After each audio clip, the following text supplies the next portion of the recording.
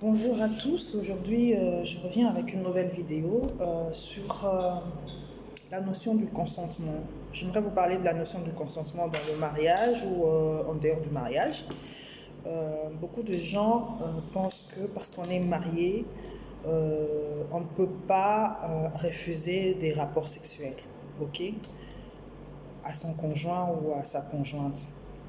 Et j'aimerais aujourd'hui éclaircir un peu ça. Ce n'est pas une vérité. Ok.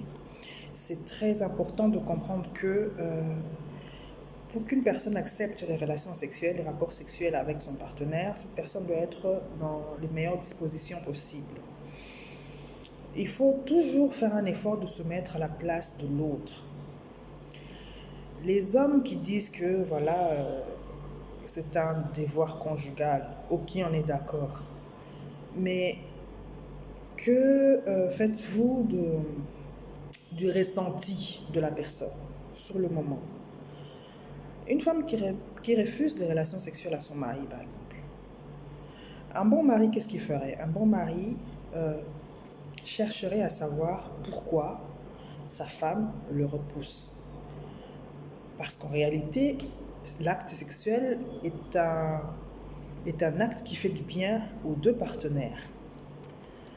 Donc, si l'un des deux partenaires n'est pas disposé, c'est qu'il y a problème. Le problème peut être d'ordre physique, c'est-à-dire elle peut être malade, elle peut avoir des douleurs, ou ça peut être aussi d'ordre mental, c'est-à-dire psychologique. Elle a peut-être un problème qui lui taraude l'esprit, elle a peut-être un problème qui lui fait mal au cœur, un problème qui la dérange. C'est ce qui bloque en fait l'élan de cette femme, c'est ce qui bloque sa libido.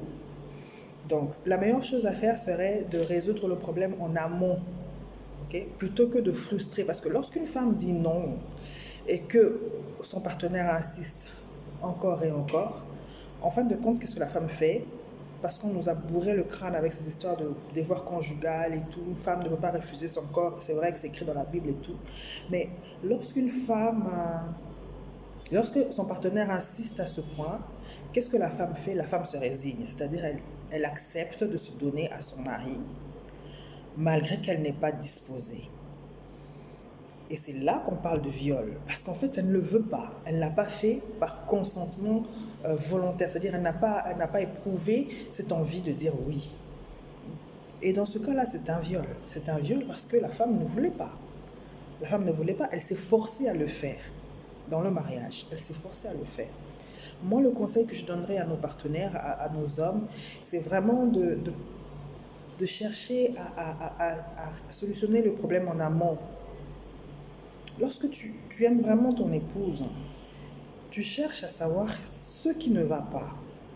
Qu'est-ce qui fait que ma femme me refuse les rapports sexuels aujourd'hui? C'est peut-être une migraine, effectivement, peut-être qu'elle a mal à la tête, peut-être qu'elle n'est pas en forme, peut-être qu'elle est juste fatiguée. Parce qu'il faudrait dire quand même que le quotidien des femmes à Kinshasa n'est pas facile, surtout que les femmes aujourd'hui aident leur mari aussi à apporter du pain à la maison. C'est-à-dire que tu rentres du boulot, tu dois revêtir ta casquette de femme, de mère et d'épouse. Et au-delà de tout ça, tu es fatigué lorsque tu vas dormir. C'est-à-dire que tu as même du mal à te donner à ton mari. Et ça, tout ça est lié avec la libido. Lorsque tu es fatigué, tu n'as pas de libido, tu n'as pas envie, tu as juste une seule envie, celle de dormir. Et il faut que nos hommes comprennent ça. Arrêtez un peu avec cette histoire de devoir conjugal, une femme ne doit pas refuser à son mari, tout ça, le sexe et tout. C'est très grave. C'est très grave parce que ça revêt une connotation très égoïste. Les hommes qui le font sont égoïstes. Les hommes qui le font sont égoïstes parce que lorsqu'on aime sa femme, on la comprend. On cherche à solutionner les problèmes en amont. C'est pas comme si la femme ne serait plus jamais disponible pour ça. Vous pouvez lui accorder ce jour-là, cette pause-là, ce jour-là, et puis après voir le lendemain si ça continue. Si c'est quelque chose qui se répète souvent, alors c'est qu'il y a problème dans votre foyer, c'est qu'il y a problème dans votre couple. Vous devez absolument vous mettre ensemble et chercher le couac, solutionner le problème. Donc voilà un peu ce que je voulais vous dire. Et bon, pour le reste, vous savez, hein, lorsqu'il y a viol, lorsqu'on n'est pas marié, il suffit juste que la femme dise non. Ok. Lorsque votre partenaire vous dit non, vous devez stopper. Vous devez stopper.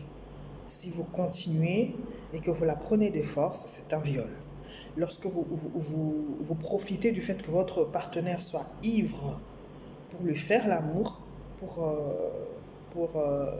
satisfaire vos pulsions sexuelles, c'est un viol. Ok. Lorsque vous forcez votre partenaire à vous faire une, une fellation, c'est un viol. Il faut toujours avoir le consentement de la femme pour arriver à dissiper ce doute qui persiste dans la tête des gens, comme quoi je suis peut-être en train de la violer ou pas. C'est exactement comme le concept d'une personne qui aime du thé. Je crois que j'ai déjà publié ça dans mon statut une fois. Une personne qui aime du thé, ok, n'a pas envie de prendre du thé tous les jours. Il y a des jours où tu as envie de prendre du thé, il y a des jours où tu n'en as pas envie, il y a des jours où tu as envie de prendre du thé tiède. Il y a des jours où tu as envie de prendre du thé glacé. C'est exactement ça.